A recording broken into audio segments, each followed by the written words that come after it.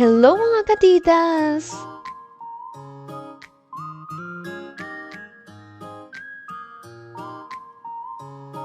Mga katitas, ang gagawin po natin ngayon ay bangus steak. Mga katitas, ang una ko pong ginawa ay minarinate ko muna ang ating bangus ng 20 to 15 minutes. Yun ngayon katitas, pagkatapos nating marinate ng ating bangus, piriprituhin naman natin ito hanggang sa ito ay maging golden brown.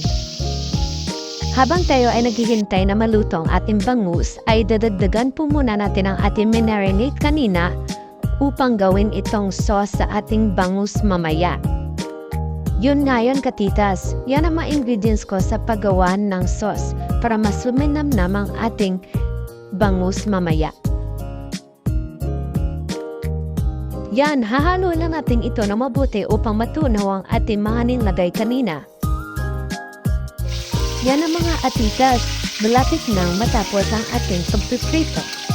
Balibalik na rin lang natin ang ating bangus upang maluto ito ng mabuti.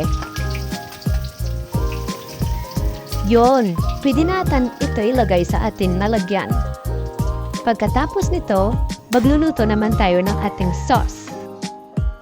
Ang una po natin gawin ay maglalagay po tayo ng ating mantika sa ating kawali. Magigisa po tayo ng ating bawang at saka ng ating sibuyas. Hintayin lang natin ito mag-golden brown.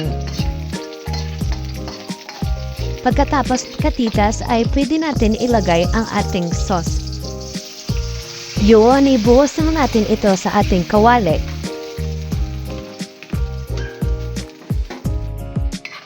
Halo-haloin natin ito ng mabuti mga katitas.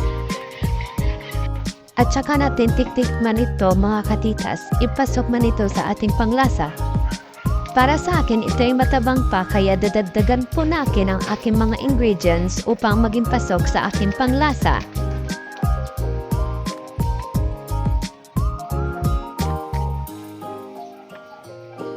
Yan, haluin na natin ito ng mabuti. So yun na yung katitas. Hayaan na natin ito hanggang ito ay kumulo. Lulutuin lang natin ito na mabuti upang hindi maging malansa ang ating sauce at maluto ang ating vinegar kanina. Yan, pwede na natin ilagay ang ating bangus sa ating sauce at saka paliguan ito ng mabuti ng sauce. So, yun nga yan mga katitas. Pwede nyo rin ito itry sa inyong mga bahay. So, try now this new recipe.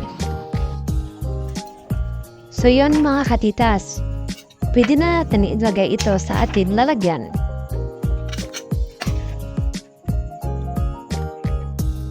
Ready to serve mga katitas!